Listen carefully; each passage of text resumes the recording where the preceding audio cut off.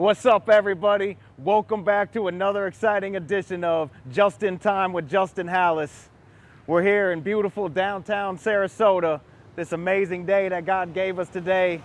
We are here to interview the one, the only Autumn Ackerman from Automatic Bail Bonds. You do not want to miss this one. There's a lot that we can learn from her. Let's go find out more. All right, everybody, we got the black and the lime green outfit going on today, representing the Autumn's colors. So we're gonna go in. This is her beautiful new office in downtown Sarasota. Let's go in and find out some more from her. What's up, Autumn? How you doing? Good to see you. Come on in. All right, let's do this. What's up, everybody? So I'm here today with my good friend, Autumn Ackerman with Automatic Bail Bonds. And I just thought it'd be awesome to just do a little Q&A session with you. And I know a lot of people out there love you. A lot of people out there respect you for everything that you do. And so we just wanted to see if we can learn a little something from you today and we could apply to our lives also. Let's do it. All right. So Automatic Bail Bonds is going amazing for you. And you just opened a new location up in Tampa, right? Yes, Tampa's our newest location, yes. Awesome. So you got 3 now? 3 locations. That's Bradenton, Sarasota, and Tampa. Amazing. So you've been doing this for how long, you said? I started school in 2012 was the beginning of this journey. Wow. But you definitely had to put a lot of work in before the fruit started showing, I'm Absolutely. sure. Right. Absolutely. Right. A lot of trials and tribulations along the way, for sure. No doubt. But you love it, you're passionate about it? Yes. We opened Bradenton in 2015, and then in 2019 is when we opened the additional 2 locations. So March we opened here, and then the end of March we opened in Tampa. That's awesome. So yeah, very cool. We're glad to have you. So what everybody wants to know, I'm sure, is do you have like a crazy story that you could drop on us, something? Well, in the very beginning when I first started on my own, I was trying to branch away from the person that trained me. It was now my own office, and I had a skip that went out of state, and I had never gone out of state before. So I booked tickets and flew out of state, and luckily it was in Pennsylvania where I had a cousin. So, new office opening, you're on a budget. I didn't have money really to go out of state to find the guy, right, let alone get hotels and everything else. So luckily I had a family member that lived up there, and I was able to go stay at their house and use their vehicles to do some surveillance and different things. Well, I staked out, day and night, and finally the guy came out to smoke a cigarette. So I walked up to him, I asked him for a cigarette. He didn't recognize me, so when he gave me a cigarette, I put a handcuff on just one hand. Not both, which now I know I would do both, right, but just one. And being the nice Autumn that I am, he asked me if he could say bye to his kids. And I let him, and he went upstairs into a room that I thought was a closet, but it had a window, and he jumped out the third story. Third story. Shimmied down the side of the building, and there was like an alley. In Philly, it's like row homes. So he's legit running down an alley. And now I'm running down the stairs to get into my cousin's truck because I was worried that I had blown my other vehicle. Oh, man. Yeah. So now I'm chasing this guy all around Philly. I don't know where I am. I tried to call the cops up there, and they laughed at me. Yeah, They weren't trying to help me.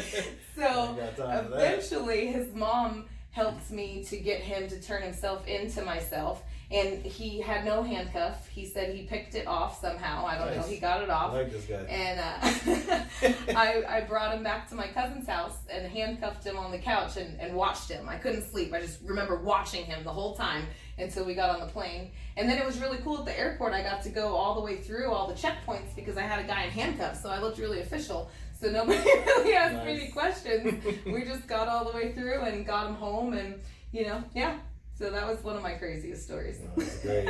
So nice Autumns out the window. Well, literally. I've learned, out the window, literally. I've learned a lot from that, and how to make sure people are secured, and have the kids come out to the car to say bye to him, not let him go in the house. Smart. So I learned, but all of those things without those experiences, That's what life is, right? Learning lessons all around. 100%. No doubt.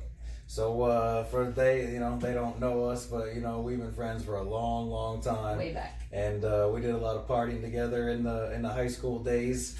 And so what I remember is more like myself and a lot of other people is we got sucked into the whole drug thing. Whereas you partied with us, but it didn't like overtake your life, kind of like it did for a lot of us. I know you were more into the money aspect of it. So could you elaborate on that and how like what you use and why the addiction didn't take you over maybe? Well, I think the addiction still took me over, just a different form. It was definitely, listening to the groups and music of back in that day. It was the 10 craft commandments, never get high on your own supply. Right. And through that, I was addicted to the money. It was the lifestyle. It was, seeing people making money and wanting what they had and learning how to go get it by any means necessary. Right. And it wasn't, even though you might not have saw the addiction of me actually physically using the drugs, it was the addiction of that lifestyle, which still, carried on further into my life and caused me, a lot of things that I had to go through to overcome. So even though it might not have looked like an addiction to people on the outside, to me, it was definitely a struggle that I dealt with, just a separate form. Wow. Yeah, we can all get addicted to anything. Can't we? Doesn't matter what it is. Interesting. Yeah.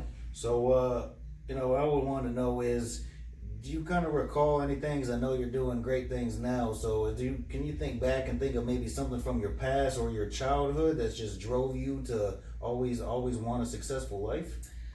Yeah, I remember at a very young age, my mom and dad got divorced, and we moved into my grandmother's house, and my grandmother was a very independent woman. She owned her own business, and she was very driven, to a point where when my mom started to deal with the divorce, she started drinking, and that stemmed to an addiction in herself, and she got a DUI. And I remember her going to an addiction program and doing well and meeting a person through there that had a truck for sale. I didn't have a choice in the truck. She negotiated a deal. My daughter's about to start driving. She needs a vehicle. So she set up a payment plan. I didn't even know how to drive a stick shift, and now I have this truck that was a stick shift. Right. So she got this truck for me, and then I learned that because she negotiated all of that, she could also take it away from me if I didn't do the right thing. So I started to learn at a young age of, if I do things for myself, nobody can take it away. If I get to the point where I go get it, she can't take that from me. So I think it got instilled in me at a very young age of being independent, and then I became, a very independent person at a very young age. Absolutely, and that carried throughout your whole life, and I like it. You did. So, me and you have similar upbringings. I think that, we both kind of got introduced to God at a real young age by some of our family members. But of course, the life that we lived along the way, we weren't wanting anything to do with God. And so I remember even, it's kind of funny, we give them like a side story. We'd be sitting there in like a room full of drugs, and someone would be like, GD, and you hear in the background, Autumn correct them, gosh darn. She would correct every curse. She wouldn't let you take the Lord's name in vain, but there could be drugs everywhere. It was great. Yes. But so coming from that, do you remember, the time in your life, like, man, what's the major turning point when you finally started seeing the true benefits of having a relationship with God every day? No, absolutely. Well, I remember very vividly getting high and being outside on a bench with my friend that always gave me a hard time. That's where I got that from, about using the Lord's name in vain, or cheese and rice, or swear to G. It was instilled actually from him. And I remember asking him why do you say that? And we started talking about God, and it started to bring up that little seed that was planted, like you said, from my grandmother. Wow. Taking me to church as a young kid. I didn't know what was going on in church. I just went with her. Right. But through being there, something was instilled in me, and that it's that faith as small as a mustard seed, that little mustard seed being planted at that age, came back in that conversation. And I remember, I can't even tell you what it was but God. And I said, I don't want to do this anymore. I went upstairs and I found the Bible book that my grandmother used to read to us when we were kids. And I started reading through it. And I didn't want to get high anymore. I threw my cigarettes out the window, because I used to smoke cigarettes. I threw my cigarettes out the window and went to bed. The next morning I had a knock at my door. And it was a person's mom that was there to sell something. There was something she was trying to help her daughter do. Her daughter had gotten in trouble. They needed some money. She was trying to help her get rid of some stuff so she could get herself on track. And I said, I don't want anything to do with that. I'm serving the Lord now. And she said, well, how long has it been? And I'm like, a few hours, I just had this revelation last night. Honestly, this is honest to God. And she said, I went to a Bible study last night and they gave us these cards and I think I need to go get it for you. She went to her car and brought back the card, and it had a prayer on it about accepting the Lord into my heart. That's awesome. And at that point in time, I accepted the Lord into my heart. I turned away from things. It was a choice. I made a choice at that point in time to choose to go all into God. And I didn't care what anybody else said, what anybody else had to do with anything. And I went on that path to do what I had to do to stay on that straight and narrow. And then that lasted, a few years, and then we as humans fall back into stuff, right? And then it led to some other things in my life that we'll get into as well. But yeah, that was definitely where it came from. That's awesome that you remember the exact moment that happened for you. It's been a big part of my testimony, though. That's always been something that I've gone back to, because there's no other way that I could explain that. I mean, I was in the heart of, we were doing some bad things, right? And I was surrounded by some very influential people that taught me how to make money, how to, it was some hardcore stuff. But in the midst of all of that, just having a conversation about God, how it can make something click in you, and choose to turn, complete 180 from that direction. Well, we know God's always there. We make the choice to turn away from Him, but the good news is He's just waiting with some open arms, just waiting for us to come back to Him. Yeah, 100%. Amen. So I think something huge that people would want to know about you, I'm curious myself also. You've been through traumatic things in your lifetime, probably a lot we can't even talk about on camera also, but your parents have been divorced. You had a rough upbringing as a child. Both your brothers have struggled with addiction. One's sitting in prison now, and we know, those of you that loved your mom, we know your mom passed a little bit ago. I mean, that was traumatic for me, because she was a second mom to me. In fact, I remember exactly where I was. I was sitting in jail when I got the news, and unfortunately my own addiction stopped me from being able to see her in her last days. But with all those trials, with everything that you've been through, how did you persevere through them, and how did you not let it become excuses or reasons to not live up to your full potential? I couldn't. In my mind, there was no way to make an excuse. I had always been so independent that everybody in my family always looked to me as that person to go to. Right. And failure wasn't an option. I couldn't just lay down and choose to go another direction, because I had so many people looking up to me, so many people that depended on me, that it wasn't an option.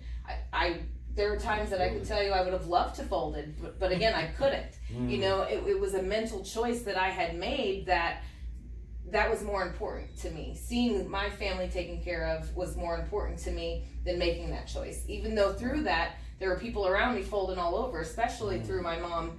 My mom's passing, she was very influential to a lot of us. Absolutely. And it was a very hard time, but it was my faith that really pulled me through that. I love it. So for you, it was a choice. It was a decision that in this moment, I'm not gonna let this destroy me. I'm gonna persevere through this. Absolutely. And I'm gonna keep on going on. Absolutely. And I think we have so much power in our mind, Justin. When we make a decision to do something, if you really stand on that, nothing's gonna let you waver. No doubt. Because you are committed. When you make that commitment in your mind and you say, this is what I'm gonna do, things are going to come at you. Things are going to try to rock you. But if you've made that commitment and you're standing firm in that, nothing can shake you. I love it. Well, we got God on our side. Amen. God before us, who can be against us? Amen. I can do all things through Christ who strengthens me. So last thing, what would be one thing that you would say to anyone out there that's just starting out, or maybe they're struggling through the process of trying to change their life in this moment? Make a decision to go all in. Because if you make that decision to go all in, and people, places, and things, you choose to surround yourself with people that support you, people that, just like you always talk about, people that are going to motivate you to get where you want to be. Absolutely. If you're constantly surrounded by those type of people, you're not going to stumble and fall, because you're surrounded by all of the people that you need to be around. Now, if I make that decision, but I'm still around my old crowd, you've got a lot of different influences that may cause you to waver. But if you make that decision to go all in and you decide to surround yourself with people, places, and things, how can you go wrong? Absolutely. Immerse yourself in it 100%. and get some mentors in your life, people that are successful in the areas that you want to be successful in and do what they do every day. Yeah. No doubt. Well, I just want to thank you so much for taking time out of your busy schedule to sit here with us. I think this was an amazing interview, and I think there's a lot of stuff that everybody out there can get from this. So thank you so much for tuning in. Throw us a like, hit that subscribe button. We got some more stuff coming for you next week. I'm going to drop a video from LA coming up soon. What? That's awesome. Yes, can't wait. See how far he's going and Amen. things? Amen. The Billy Allsbrooks event coming up. So we both love you guys, and we'll see you guys soon. Thanks for tuning in.